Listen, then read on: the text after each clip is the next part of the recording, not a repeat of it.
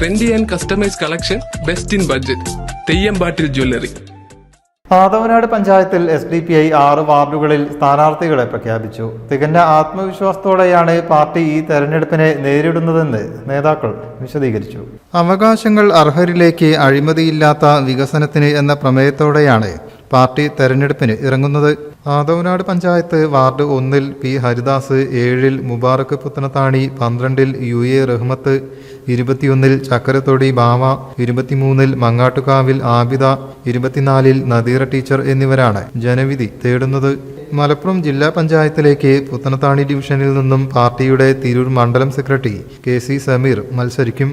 Kuttippuram block panchayat Puthanathani ഡിവിഷനിൽ നിന്നും women India movement നേതാവ് കോട്ടക്കുളത്ത് ഷബീബ സലാമും ജനവിധി തേടും. കഴിഞ്ഞ തെരഞ്ഞെടുപ്പിൽ ആദവനാട് വാർഡ് 22-ൽ SDPI വിജയം നേടിയിരുന്നു. 2 വാർഡുകളിൽ കേവലം കുറഞ്ഞ വോട്ടുകൾക്കാണ് പരാജയപ്പെട്ടത്. ഈ വരുന്ന ത്രിതല പഞ്ചായത്തിൽ ആദവനാട് ഗ്രാമപഞ്ചായത്തിൽ നിന്ന് social democratic party of India SDPI മത്സരരംഗത്തേക്ക് ഇറങ്ങുകയാണ്. ആദവനാട് ഗ്രാമപഞ്ചായത്തിൽ കൃത്യമായിട്ടും പാർട്ടി എടുത്ത തീരുമാനം 6 വാർഡുകളിൽ മത്സരിക്കുക എന്നുള്ളതാണ് പാർട്ടി ഇപ്പോൾ എടുത്തിട്ടുള്ള തീരുമാനം. അവകാശങ്ങൾ അർഹരിലേക്ക്, അഴിമതിയില്ലാത്ത വികസനത്തിന് എന്ന പ്രമേയത്തെ ആസ്പദമാക്കിയിട്ടാണ് പാർട്ടി ഇവിടെ തെരഞ്ഞെടുപ്പിനെ നേരിടുന്നത്. ഈ വരുന്ന ത്രിതല പഞ്ചായത്തിൽ നടക്കുന്ന ഈ തെരഞ്ഞെടുപ്പിൽ പാർട്ടി ഈ 6 വാർഡുകളിലും വമ്പിച്ച വിജയം നേടും എന്ന് തന്നെയാണ് പാർട്ടി പ്രത്യാശിക്കുന്നത്. കാരണം കഴിഞ്ഞ കാല പ്രവർത്തനങ്ങളിൽ നിന്നും നമുക്ക് കിട്ടിയ ഫീഡ്ബാക്ക് അനുസരിച്ച് ഈ ആദവനാട് പഞ്ചായത്തിലെ ജനങ്ങൾ ഒരു ബദൽ സംവിധാനത്തെ നോക്കിക്കാണുകയും കഴിഞ്ഞ ലോക്കൽ ബോഡി ഇലക്ഷനിൽ നടന്ന ശക്തമായ തിരഞ്ഞെടുപ്പിൽ വാർഡ് 22-ൽ നിന്ന് വിനീതനായ എന്നെ തിരഞ്ഞെടുക്കുകയും ആദവനാട് ഗ്രാമപഞ്ചായത്തിൻ്റെ 22-ാം വാർഡിൽ നിന്ന് വിജയിക്കുകയും ചെയ്തു. അതോടൊപ്പം തന്നെ തൊട്ടടുത്ത അന്നത്തെ 21-ാം വാർഡിൽ നിന്ന് ഒരു വോട്ടിന് അഷ്റഫ് പുത്തനത്താണി ഒരു വോട്ടിനാണ് പരാജയപ്പെട്ടത്. തൊട്ടടുത്ത 1-ാം വാർഡിൽ നിന്ന് 16 വോട്ടിനാണ് പരാജയപ്പെട്ടത്. ഇതൊക്കെ വെച്ച് നോക്കുമ്പോൾ ഈ വരുന്ന പഞ്ചായത്ത് ഇലക്ഷനിൽ കൃത്യമായിട്ടും ശക്തമായ ഒരു ബദൽ മുന്നണി അല്ലെങ്കിൽ ബദൽ സംവിധാനം എന്ന രീതിയിൽ SDPI ഇവിടെ മത്സരരംഗത്തേക്ക് വന്നിരിക്കുകയാണ്.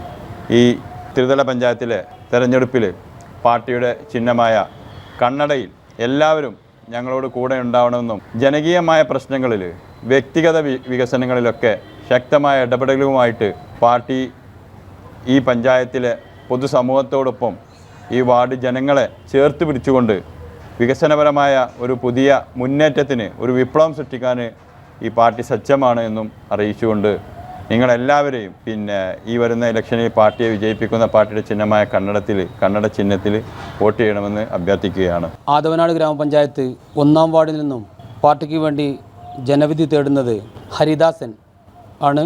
അതോടൊപ്പം തന്നെ 7-ാം വാർഡിൽ നിന്ന് ജനവിധി തേടുന്നത് നമ്മുടെ പ്രിയങ്കരനായ മുബാറക്ക് പുത്തനത്താണി. 12-ാം വാർഡിൽ നിന്നും ജനവിധി തേടുന്നത് UA റഹ്മത്ത്. 21-ാം വാർഡിൽ നിന്നും ജനവിധി തേടുന്നത് ചക്കരത്തൊടി അഹമ്മദ് കുട്ടി എന്ന ബാവ. 23-ാം വാർഡിൽ നിന്നും ജനവിധി തേടുന്നത് നദീറ ടീച്ചർ. 23-ാം വാർഡിൽ നിന്നും ജനവിധി തേടുന്നത് മങ്ങാട്ടുകാവുങ്ങൽ ആബിദ. 24-ാം വാർഡിൽ നിന്നും ജനവിധി തേടുന്നത് നദീറ ടീച്ചർ. ഇതാണ് പഞ്ചായത്തിൽ നിന്ന് ഇപ്പോൾ പ്രഖ്യാപിക്കുന്ന സ്ഥാനാർത്ഥികൾ.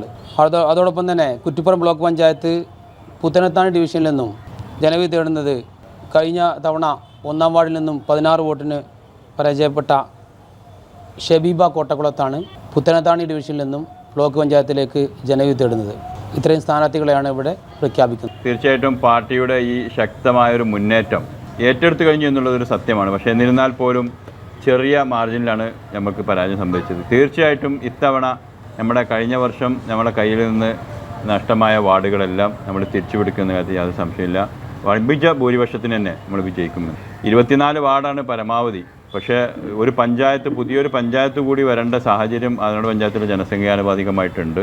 അതുകൊണ്ട് തന്നെ വാർഡ് വിഭജനം ഇപ്പോഴും പല വാർഡുകളിലും വോട്ട് വളരെ കൂടുതലാണുള്ളത്. 1-ാം വാർഡിലൊക്കെ 2000-ഓളം വോട്ടർമാരുണ്ട് എന്നുള്ളത് ഇനിയൊരു വിഭജനത്തിന് ഇവിടെ കഴിയുന്നില്ല പഞ്ചായത്ത്. പക്ഷേ പുതിയ പഞ്ചായത്തിൻ്റെ ഒരു സാധ്യത ഇവിടെ മുന്നിൽ നിൽക്കുന്നുണ്ട്. എന്നാലും പാർട്ടിക്ക് അത് വളരെ ഗുണകരമായ രീതിയിലാണ് വാർഡ് വിഭജനം വന്നിട്ടുള്ളത്. വാർഡ് വിഭജനം കൊണ്ട് ഞങ്ങൾക്ക് പ്രത്യേകിച്ച് പ്രശ്നങ്ങളൊന്നുമില്ല.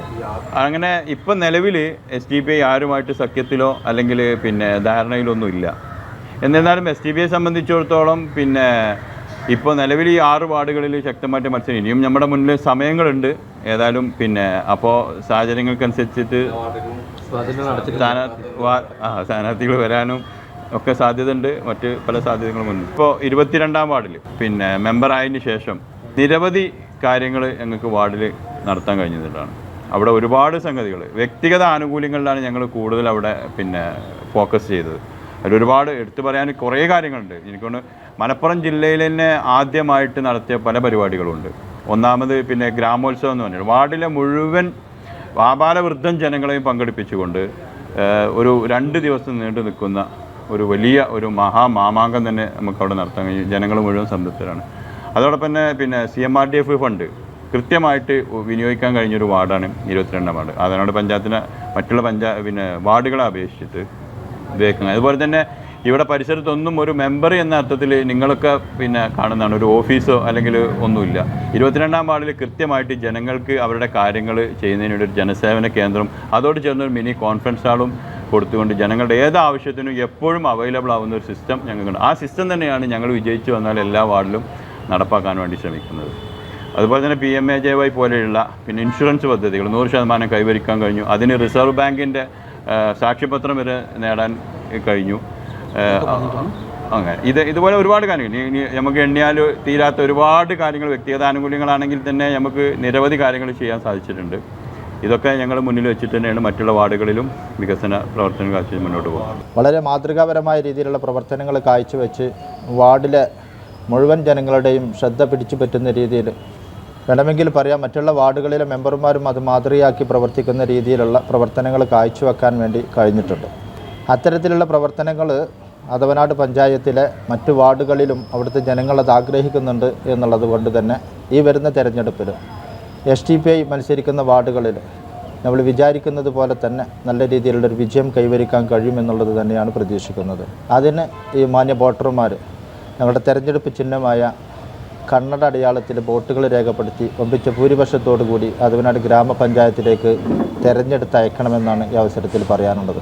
ആദവനാട് പഞ്ചായത്ത് അംഗം MK സക്കരിയ, SDPI തിരൂർ മണ്ഡലം secretary KC Sameer, party Athavanad panchayat അധ്യക്ഷൻ അഷ്റഫ് പുത്തനത്താണി, സെക്രട്ടറി K ജാഫർ ഹാജി, ഉപാധ്യക്ഷൻ കോട്ടക്കുളത്ത് സലാം, തെരഞ്ഞെടുപ്പ് കമ്മിറ്റി കൺവീനർ PA ഷംസുദ്ദീൻ എന്നിവർ വാർത്താസമ്മേളനത്തിൽ സംബന്ധിച്ചു.